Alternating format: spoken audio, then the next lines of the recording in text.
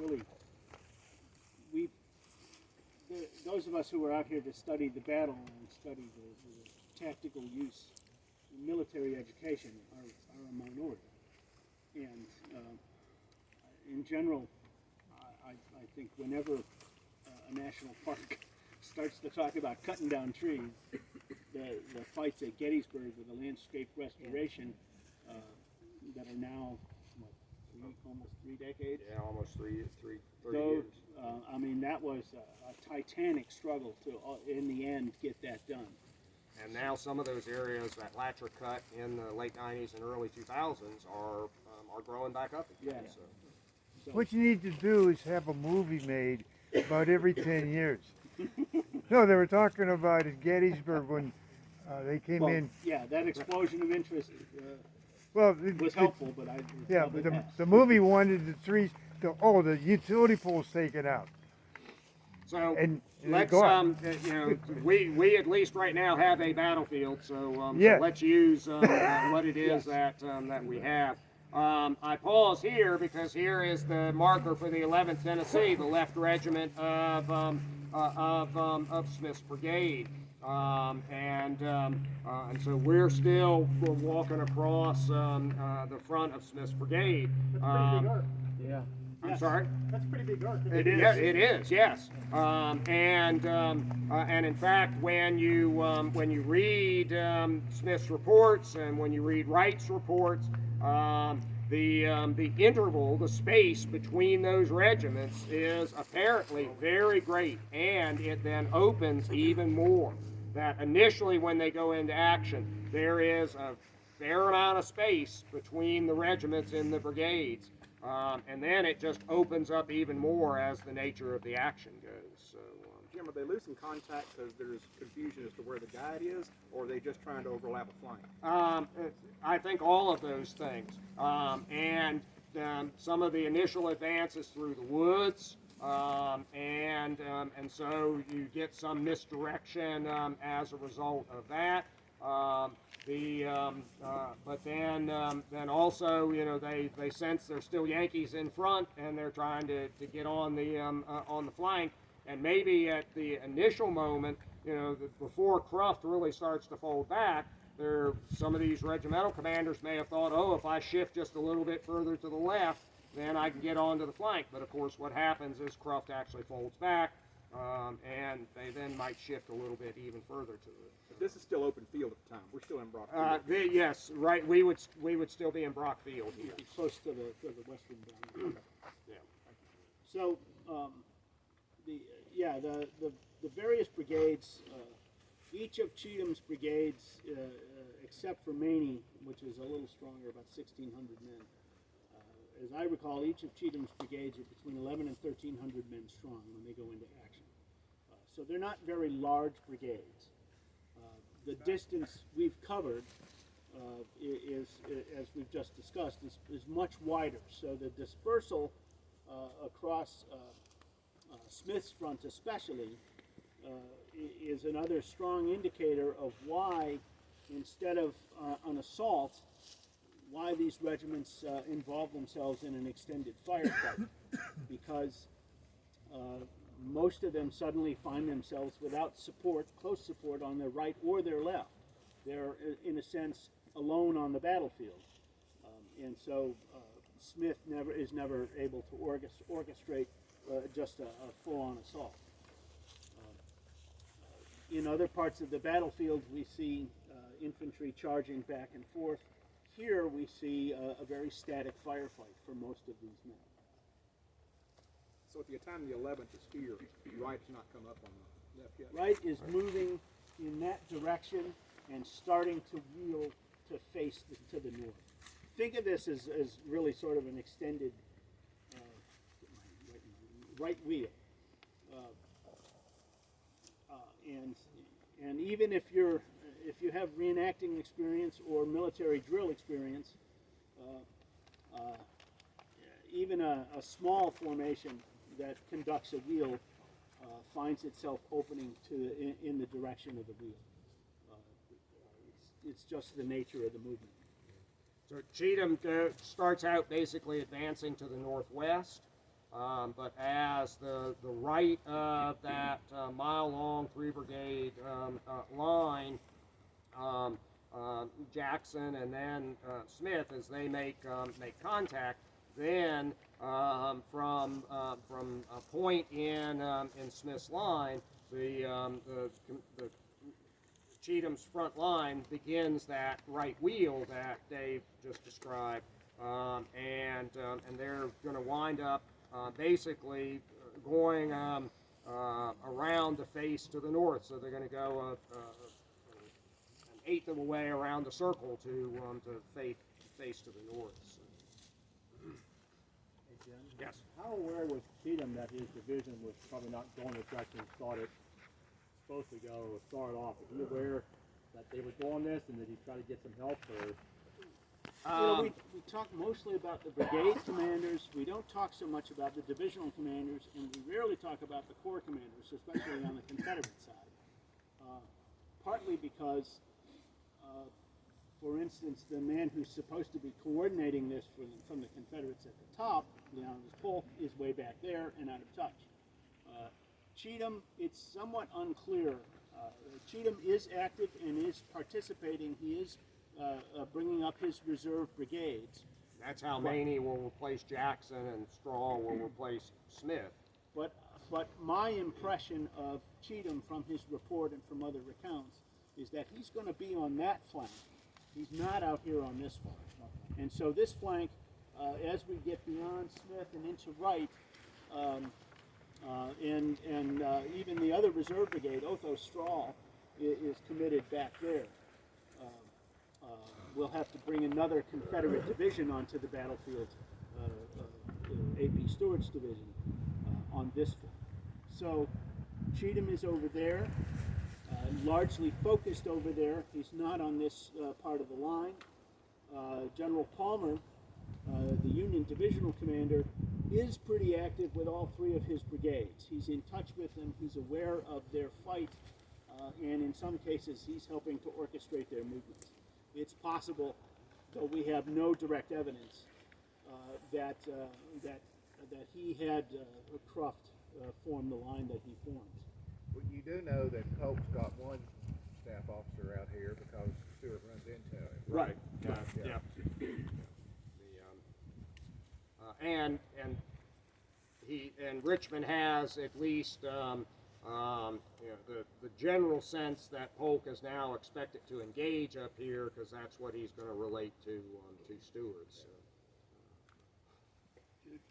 Did Brockville, was it originally marked with the Cornerstones? Cornerstones? I have not found those. I have looked for ones in the area where the field cornerstones would be. I've measured on maps and paced off and gone down and tramped through the woods and looked, but I have not found them.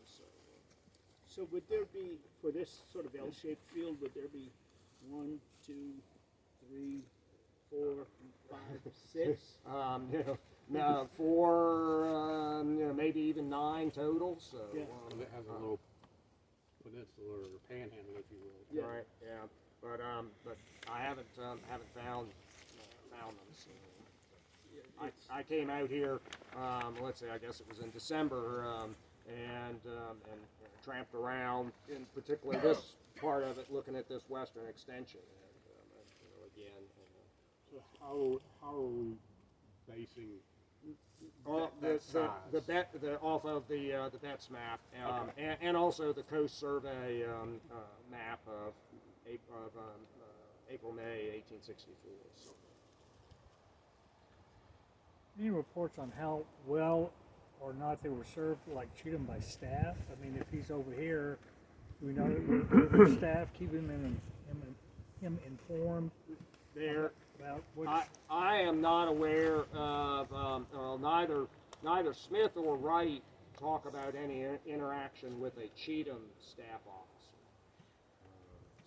So there's no communication Smith either. will be sending staff officers back to Strahl, who's the brigade behind him, asking Strahl to come up. So there's interaction between those brigades, but he doesn't mention, as Jim said, he doesn't mention having Cheatham involved or any of Cheatham's Cheatham staff involved. Is that a fair criticism then of poor staff work, or just? Well, it's one of those things we don't know.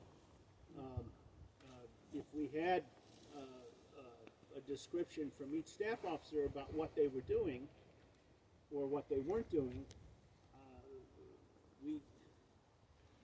this goes back to, at one point I think I counted, I have approximately 1,800 individual, separate primary source accounts. Now, many of those primary source accounts are things like National Tribune articles written by the same guy over a number of years, so many of them are duplicates. And that seems like a big number either way, until you remember that we're talking about 130,000 combatants and support personnel, maybe more, on the field, and you realize I have just a small fraction of the accounts of people who were here. So I know a little bit about some of what's happening, and so there are times certainly when I try and level some measured criticism at divisional commanders. What are they doing? Are they doing it properly? But every bit of that has to be taken, it has to be conditional, because we don't know 100%. You know, it would seem like they have a high casualty rate too. I mean, Richmond's killed that night. Yes. Cheatham's division is Brown's at Franklin, and all but one guy is killed or wounded at Franklin. It seems like, they're kind of Walter being C. used. Whitaker enters the battle on September 20th on Horseshoe Ridge with 6 staff officers. 5 of them are wounded or killed by the end of that engagement, which lasts from approximately 2 to 6:30. So, yeah, they do have a high casualty rate. And a staff officer who's dispatched to this flank but never makes it, that's not necessarily, is that neglect on Cheatham's part or just the fortunes of war? And what does that do to command and control as the war goes on? I mean, Right, that is the quality of the subsequent staff officers is great. In Greg's brigade, which we'll talk about this afternoon, the strength report for the brigade for the battle says on the 19th, when they become engaged, brigade headquarters has a strength of 3. Well, that's going to be Brigadier General John Gregg and 2 staff officers. Gregg is wounded on the 19th, and Colonel Sugg becomes the brigade commander, and so theoretically, Sugg has those 2 staff officers to serve him as staff officers, right? Well, then why does Sugg use the adjutant of the 50th Tennessee, his regiment, as an aide-de-camp on the 20th? Did those 2 staff officers of John Gregg, did they go with Gregg to the rear to help care for Gregg and leave the brigade without any brigade staff? I asked myself that question as I was reading over all of that stuff again in preparation for today, and it's now on my list of 151,000 things to research. Come on, Powerball. We all win if he wins. To look into, who were those 2, and then can we find any evidence of it? Because we've got plenty of other evidence of where a brigade commander is killed or mortally wounded, and at least some of the staff goes to the rear with the injured individual. Now, from a humanitarian perspective, that's a laudable thing to do. But command and control wise, what does that do to the brigade? Look at John Lewis's inability to get control over the fractured Orphan Brigade after Helm falls, because at least a couple of Helm staff officers went to the rear with the wounded Helms. probably the most complicated example on the battlefield is on the night of the 19th, Bragg creates an entire new level of command. It creates a wing command. And now James Longstreet is a wing commander. John Bell Hood commands the 1st Corps still. Where do Longstreet's limited staff officers go? Do they stay with Longstreet? Do they stay with Hood?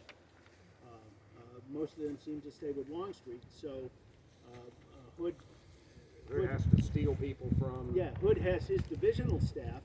So who does Evander Law use for staff officers?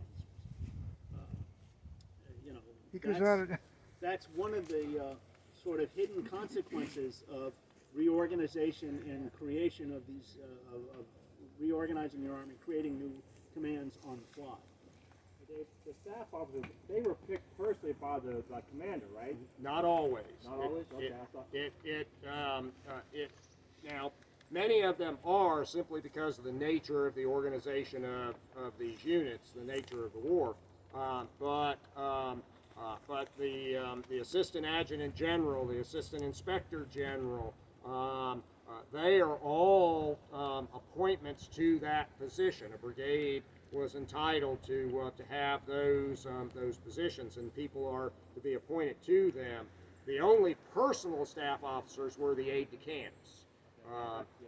But very often you see the assistant adjutant general, the assistant inspector general, the brigade provost marshal. You see them acting more like personal staff officers than in their assigned position. I was thinking, you can almost understand if General so-and-so has picked you, and you as my personal staff, and he goes down, Yes. you can understand the loyalty. They're going to go with him. Yep. And many of them are relatives. Some are sons. Some are sons of very close friends, godsons, as it were. So, if you lost a brigade commander, you often lost a good chunk of the staff as well.